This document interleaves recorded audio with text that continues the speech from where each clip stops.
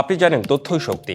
রাজনীতি, অর্থনীতি, সংস্কৃতি বিশ্বজুড়ে প্রতিনিয়ত ঘটে চলেছে নানা ঘটনা। তাই বিশ্বজুড়ে প্রতি মুহূর্তে বর্ণনায় চলমান গুরুত্বপূর্ণ ঘটনার বিশ্লেষণ আর সবশেষ তথ্য নিয়ে বিশ্বদৃষ্টি খুলে দিতে আপনার সাথে ডিবিসি ওয়ার্ল্ডের পর্দায় আছি রেদওয়ান আহমেদ। শুরুতেই জেনে নেব প্রধান শিরোনাম। অভিবাসীদের আশ্রয় সংক্রান্ত আবেদনের কার্যক্রম বন্ধ করল যুক্তরাষ্ট্র। আইনি বাধায় পড়তে পারে ট্রাম্পের অভিবাসী সংক্রান্ত সিদ্ধান্ত।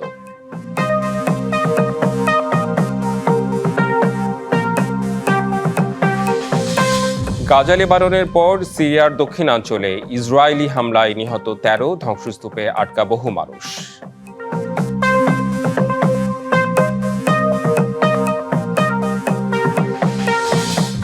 আলোচনার মধ্যেই কিয়েভে রাশিয়ায় রাতভর ড্রোন মিসাইল হামলা, নিহত ২।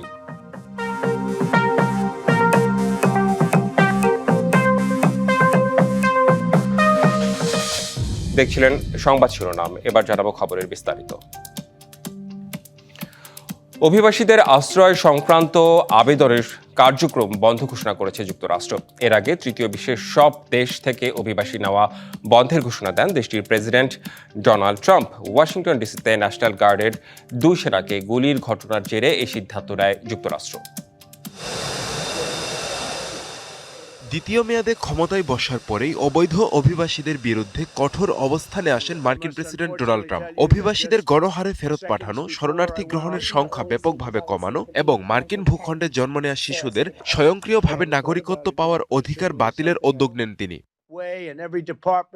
এরই মধ্যে বুধবার ওয়াশিংটন ডিসিতে ন্যাশনাল গার্ড সদস্যকে গুলি করে হত্যার ঘটনার পর অভিবাসন প্রক্রিয়ায় ব্যাপক কড়াকড়ি শুরু করেছে যুক্তরাষ্ট্র, যার ভিত্তিতে দেশটিতে সব ধরনের রাজনৈতিক আশ্রয়ের আবেদন নিষ্পত্তি সাময়িকভাবে বন্ধ করে দিয়েছে ট্রাম্প প্রশাসন।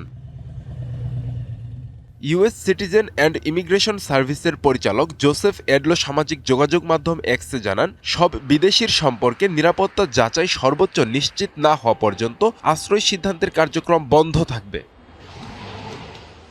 মার্কিন হোমল্যান্ড সিকিউরিটি বিভাগের অধীনস্থ ইউএসসিআইএস কর্মকর্তাদের নির্দেশ দেওয়া হয়েছে, কোনো দেশেরই রাজনৈতিক আশ্রয় আবেদন অনুমোদন বাতিল বা বন্ধ করার কোনো সিদ্ধান্তই তারা এখন দেবেন না। তবে কর্মকর্তারা আবেদন যাচাই বাছাইয়ের কাজ সিদ্ধান্ত গ্রহণের আগের ধাপ পর্যন্ত চালিয়ে যেতে পারবেন। একই দিনে যুক্তরাষ্ট্রের তৃতীয় বিশ্বের সব দেশ থেকে অভিবাসন স্থায়ীভাবে স্থগিত করার ঘোষণা দিয়েছেন ট্রাম্প। তবে কোন কোন দেশকে নিষেধাজ্ঞার আওতায় আনতে চান তা স্পষ্ট করেননি তিনি। তবে বিশ্লেষকরা বলছেন আইনি প্রতিরোধের মুখে পড়তে পারে এমন সিদ্ধান্ত। এছাড়াও এ পদক্ষেপের সমালোচনা করে জাতিসংঘ। ন্যাশনাল গার্ড সদস্যদের ওপর হামলায় আফগান নাগরিক জড়িত থাকার ঘটনায় স্থগিত করা হয়েছে দেশটির সব ধরনের ইমিগ্রেশন আবেদন। সেই সাথে ইউএসসিআইএস জানায় যুক্তরাষ্ট্রে আসা ১৯ দেশের নাগরিকদের দেয়া গ্রিন কার্ড আবারও যাচাই করা হবে। Abdullah Al Maruf, DBC news desk. Gaza, Lebanon কিংবা সিরিয়া কোনো প্রতিবেশী দেশই যেন বাদ যাচ্ছে না ইসরায়েলি হামলা ও হুমকি ধমকি থেকে। গত কয়েকদিন ধরে সিরিয়ার দক্ষিণাঞ্চলে সামরিক অভিযান জোরালো করেছে ইসরায়েলি সেনারা। শুক্রবার আইডিএফ এর চালানো গুলিতে নিহত হয়েছেন অন্তত ১৩ জন, ধ্বংসস্তূপে আটকা পড়েছেন অনেকেই।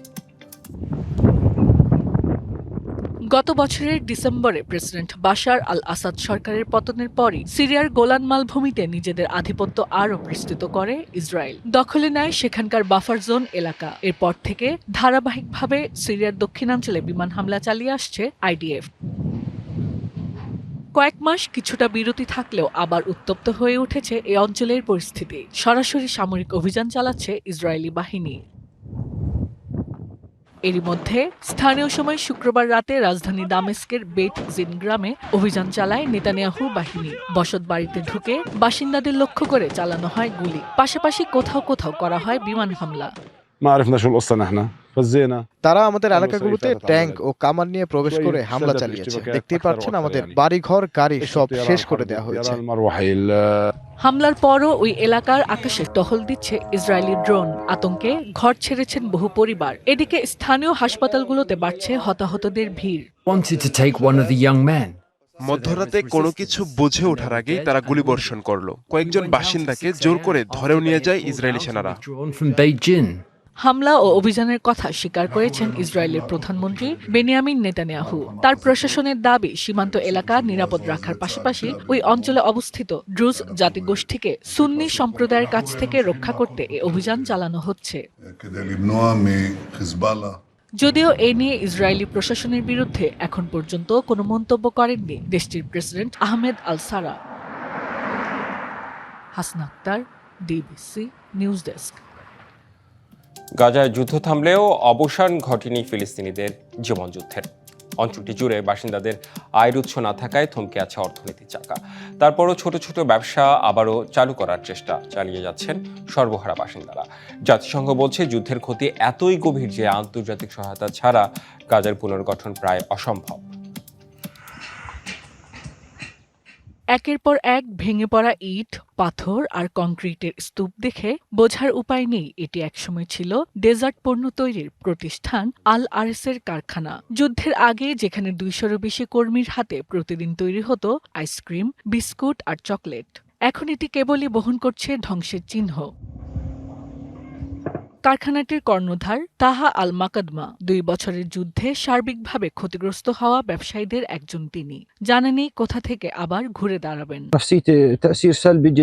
এই কারখানাটির কোনো কিছুই অবশিষ্ট নেই। এটি পুনরায় গড়ে তোলার মতো সামর্থ্য নেই আমার। ভরসা শুধু আন্তর্জাতিক সহায়তার।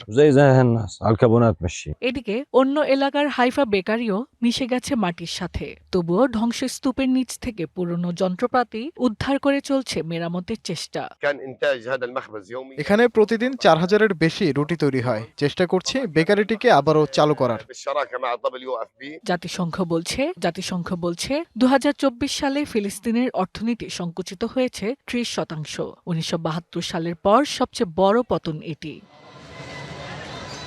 যুদ্ধবিধ্বস্ত গাজায় কেবল বহু বাসিন্দার প্রাণহানি হয়নি, বরং ভেঙে পড়েছে অর্থনীতি, যা মেরামতে লেগে যেতে পারে কয়েক দশক।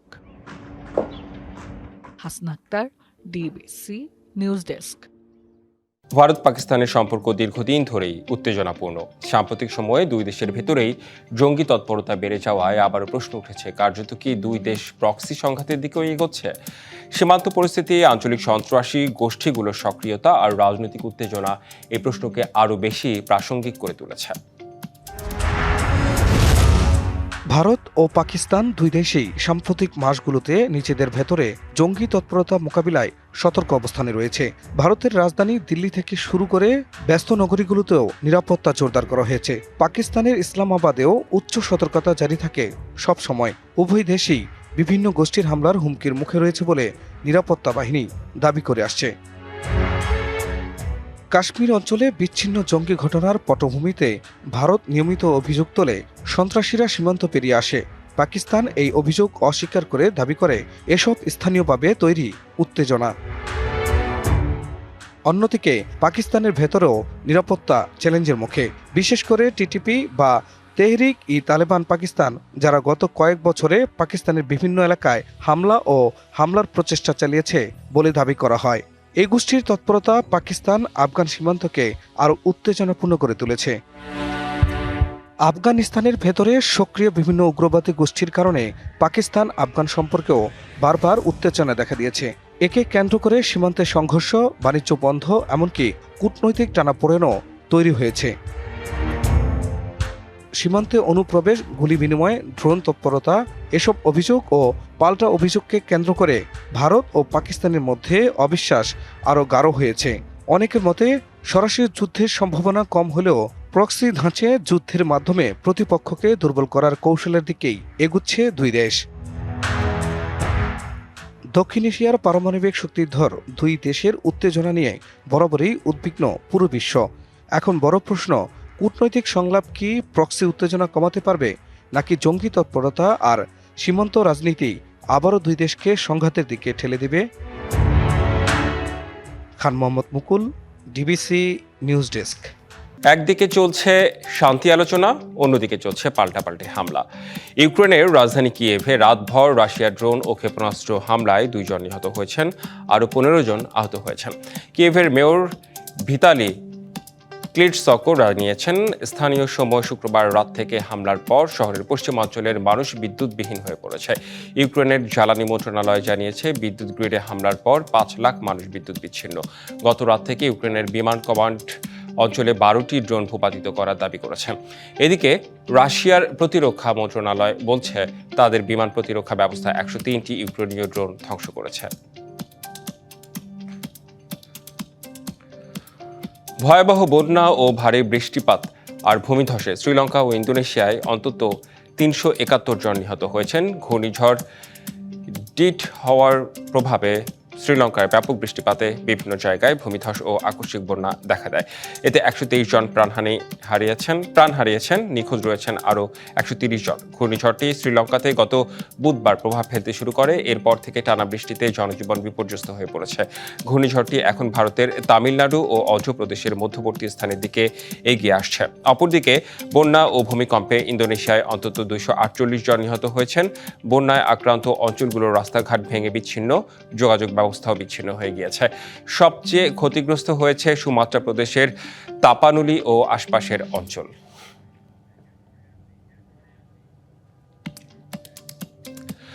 দুর্নীতির অভিযোগে পদত্যাগপত্র জমা দিয়েছেন ইউক্রেনের প্রেসিডেন্ট ভলোদিমির জেলেনস্কির প্রধান সহকারী আন্দ্রি ইয়ারমাক।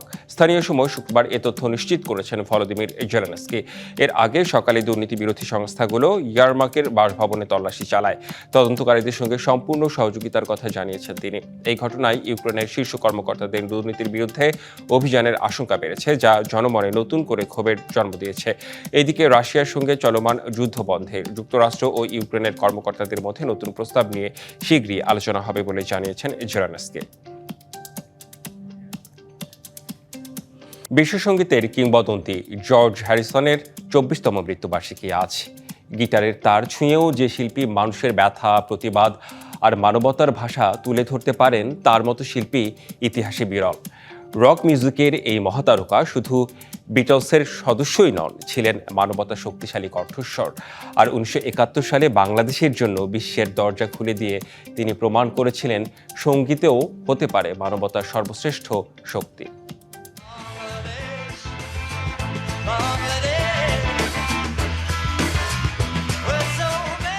1943 সালে লিভারপুলে জন্ম নেওয়া জর্জ হ্যারিসন কৈশোরেই গিটারের প্রেমে পড়েন। পরে যুক্ত হন দ্য বিটলসে। Something, here comes the sun, while my guitar gently weeps, যে গানগুলো আজও বিশ্ব সঙ্গীত ইতিহাসের শীর্ষে, তার সবই হ্যারিসনের সৃষ্টি। ভারতীয় শাস্ত্রীয় সঙ্গীতের প্রতি গভীর টান থেকেই তিনি ঘনিষ্ঠ হন পণ্ডিত রবিশঙ্করের সঙ্গে। পূর্ব ও পশ্চিমের সুরকে এক সুতোয় বেঁধে বিশ্ব সঙ্গীতে এক নতুন ধারা আনে তার সঙ্গীত। 1971 সালের মুক্তিযুদ্ধে জর্জ হ্যারিসনের ভূমিকা ছিল তার জীবনের এক উজ্জ্বল অধ্যায়। পণ্ডিত রবিশঙ্করের আহ্বানে তিনি আয়োজন করেন বিশ্বের প্রথম mega charity show, concert for Bangladesh. Bob Dylan, Eric Clapton, Ringo Starr সহ বিশ্ব তারকাদের এক মঞ্চে নিয়ে তিনি শরণার্থীদের জন্য তহবিল তোলার পাশাপাশি আন্তর্জাতিক অঙ্গনে বাংলাদেশের পক্ষে শক্ত অবস্থান গড়ে তোলেন। আধ্যাত্মিকতার প্রতি গভীর টান ছিল তার জীবনের আরেকটি পরিচয়, ধ্যান, শান্তি, মানবতা। জর্জ হ্যারিসনের গান ও জীবনাদর্শনে বারবার ফুটে উঠেছে এই মূল্যবোধগুলো। 2001 সালের 29শে নভেম্বর ক্যান্সারের সঙ্গে লড়াই করে পৃথিবীকে বিদায় জানান এই কিংবদন্তি শিল্পী। জর্জ হ্যারিসন শুধু এক সঙ্গীত আইকন নন, তিনি বাংলাদেশের বন্ধু, নিপীড়িত মানুষের কণ্ঠস্বর। তিনি সুরের মাধ্যমে পরিবর্তন করেছিলেন সমগ্র পৃথিবীকে। DBC news desk. DBC world এই ছিল এখনকার মতো। ডিবিসি নিউজের সংবাদগুলো পড়তে ভিজিট করুন dbcnews.tv আর ভিজিট করুন ডিবিসি নিউজের ফেসবুক পেজ এবং ইউটিউব চ্যানেল। সঙ্গেই থাকুন।